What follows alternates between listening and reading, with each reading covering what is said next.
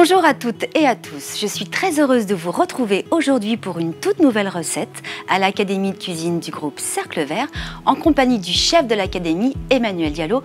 Bonjour Emmanuel. Bonjour Sandrine.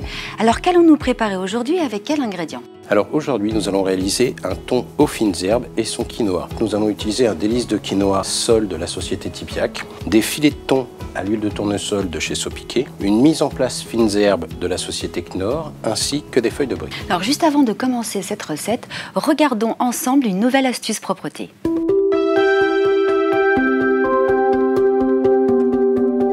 Le chiffon ultra résistant torque est le parfait remplaçant du torchon de cuisine. Que ce soit en milieu humide ou sec, il résiste à la torsion, à l'étirement et à des chaleurs de plus de 200 degrés. Il est non pelucheux, très absorbant et résistant. Il permet d'être en accord avec les normes HACCP et est certifié contact alimentaire.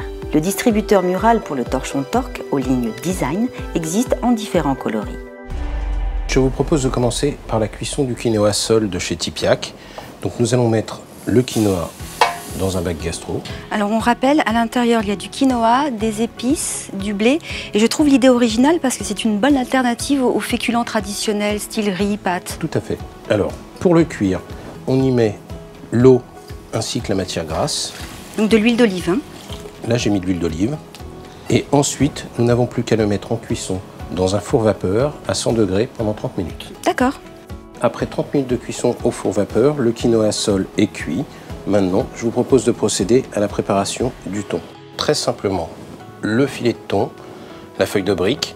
Nous allons badigeonner la feuille de brique avec la mise en place fines herbes et ensuite l'émincer et enrouler cet émincé de feuille de brique autour du filet de thon et le mettre en cuisson.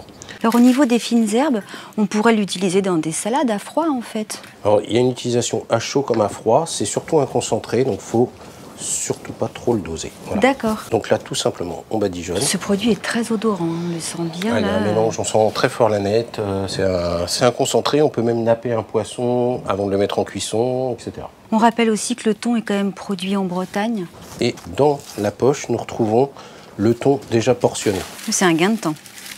Maintenant, nous allons rouler les feuilles et tout simplement les émincer de façon à retrouver une petite julienne que l'on va enrober autour du thon. Autour du thon. D'accord. Voilà notre petite julienne de feuilles de brique parfumée avec les fines herbes. Et maintenant, on va tout simplement enrouler le thon dans cette petite julienne. On essaye de bien camoufler le poisson. Et maintenant, on va partir en cuisson 180 degrés, une petite dizaine de minutes.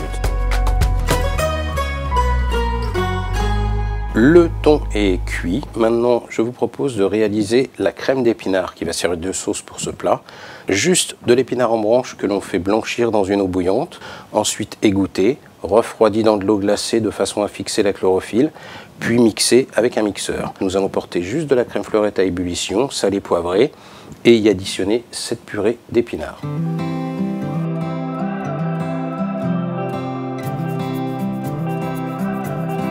La crème d'épinards est maintenant réalisée, ainsi que le thon et le quinoa. Je vous propose de procéder au montage du plat avec les herbes qui viennent du jardin. Alors c'est vrai que vous bénéficiez d'un jardin exceptionnel à l'Académie et vous me disiez tout à l'heure que chaque année, ça se renouvelle en fait. Alors effectivement, tous les ans, nous rajoutons de nouveaux fruits, légumes, nous avons des ruches, nous avons de l'ail, de la citronnelle, enfin maintes et maintes herbes extraordinaires. Donc là, nous avons de l'oseille rouge, de la mertensia et du basilic anis que nous avons utilisé pour ce plat.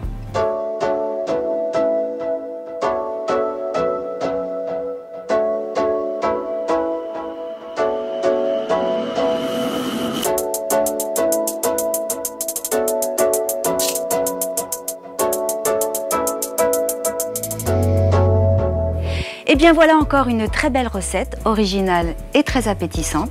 Merci chef. C'est moi qui vous remercie. Vous pouvez réaliser ce plat en commandant les ingrédients sur le site du groupe Cercle Vert. Nous avons hâte de vous revoir le mois prochain, le 12.